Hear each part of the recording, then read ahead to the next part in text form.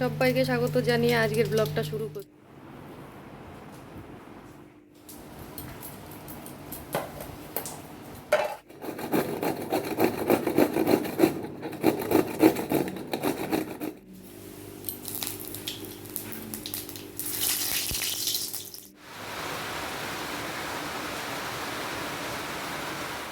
Good morning বন্ধুরা, SD লাইভে তোমাদের সবাইকে স্বাগত জানিয়ে আজকের ব্লগটা শুরু করছি।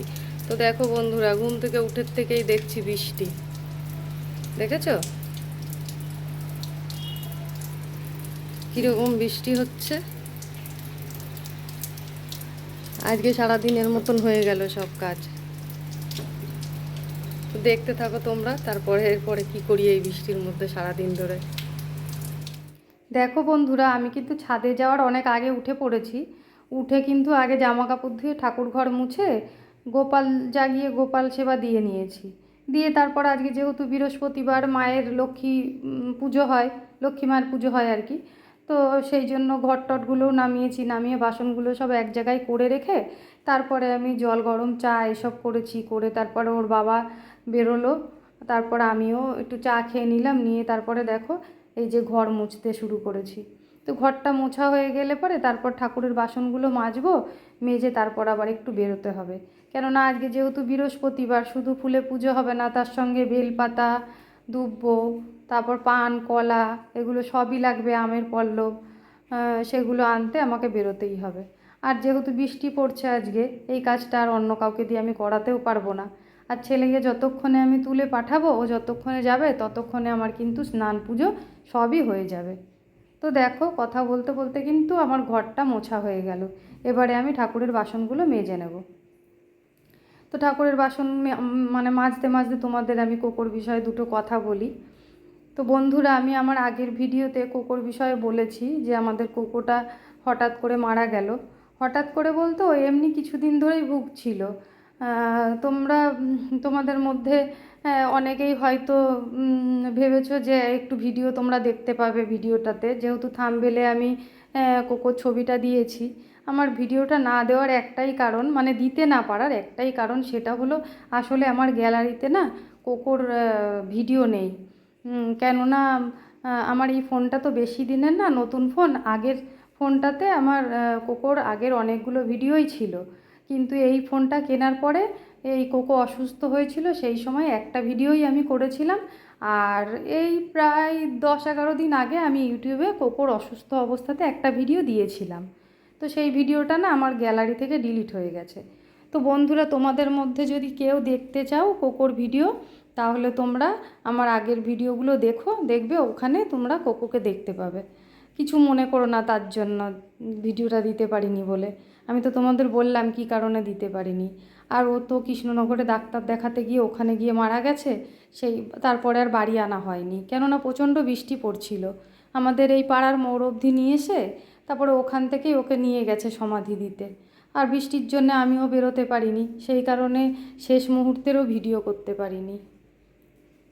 বন্ধুরা, কিছু মনে করো না, তোমরা একটু আমার আগের ভিডিওগুলো গিয়ে দেখে এসো। আগের একটা ভিডিওতে অন্তত 10-11 দিন আগের ভিডিও দেখে নিও তোমরা, ওখানে গেলে কোকোকে দেখতে পাবে। তো যাই হোক, দেখো তোমাদের সাথে কথা বলতে বলতে আমার ঠাকুরের বাসনগুলো ধোয়া হয়ে গেল। কিন্তু এইবারে আমি যাব, বেরোবো, একটু ফুলটা নিয়ে আসি, নিয়ে এসে তারপরে স্নান করে পুজো দিয়ে তারপরে তো আবার যাব রান্নাঘরে। দেখতে থাকো তোমরা, সঙ্গে থাকো আমার। তো দেখো বন্ধুরা, আমি কিন্তু বেরিয়েছি ফুল আনতে।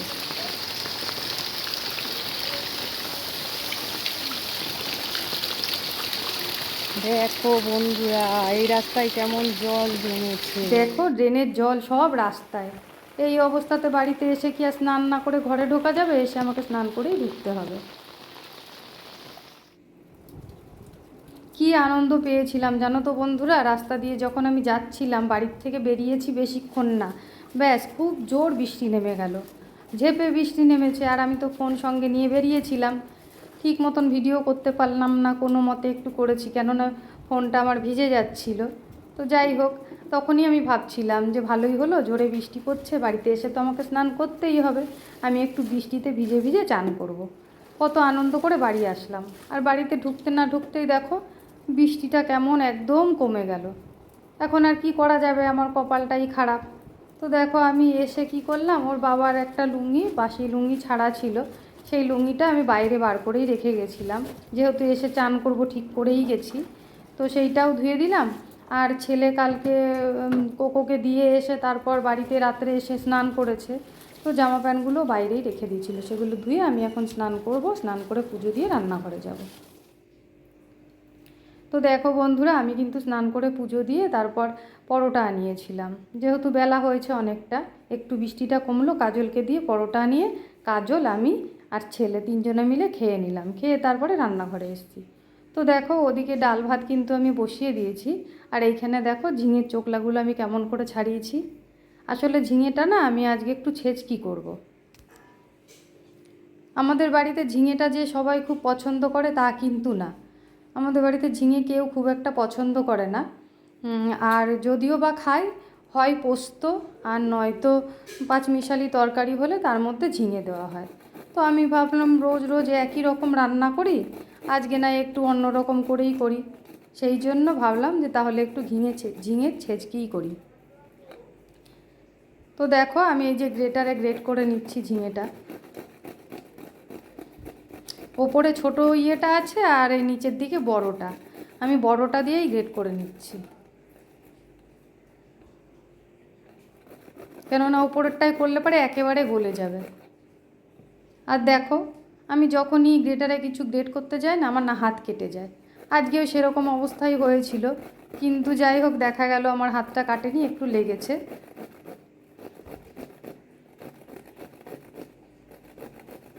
দেখতে না খুব সুন্দর লাগছে জানো তো, সবুজ জিনিস তো।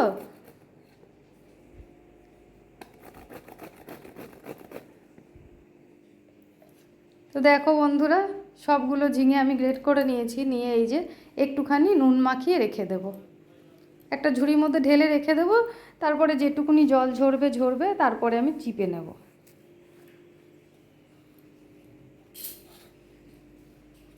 তোমরা যারা রান্না বান্না করো তারা নিশ্চয়ই জানো, কড়াইতে ঝিঙে দিলে পরে অনেক কিন্তু জল বেরিয়ে যায়, আর এইভাবে রান্না করতে গেলে পরে সেটা আবার ঘন্ট হয়ে যাবে, ছেচকি আর হবে না। তাই আমি নুন দিয়ে একটুখানি মেখে দিলাম, জলটা বেরোলে আমি একটু চিপে নেব, তাহলে আর জল বেরোবে না রান্নার সময়। দেখো বন্ধুরা, ঝুড়িতে রেখেছি তাও কিন্তু অল্প একটু জল বেরিয়েছে, আর এই যে চেপার সময় দেখো কত জল বেরোচ্ছে।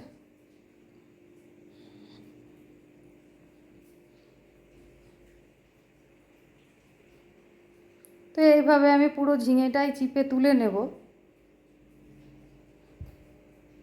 দেখো বন্ধুরা, এটা কিন্তু ঝরঝরে টাইপের হয়ে গেছে। তো এবার চলো রান্নাটা করি। এখানে দেখো তেল গরম করে আমি কালো জিরে আর একটু শুকনো লঙ্কা ফোড়ন দিয়ে দিলাম, দিয়ে এই যে ঝিঙেটা ঢেলে দিলাম। এর মধ্যে আর কিছুই দেব না, শুধু একটু নুন হলুদ আর একটু কাঁচা লঙ্কা চিড়ে দিয়ে আমি রান্নাটা করব।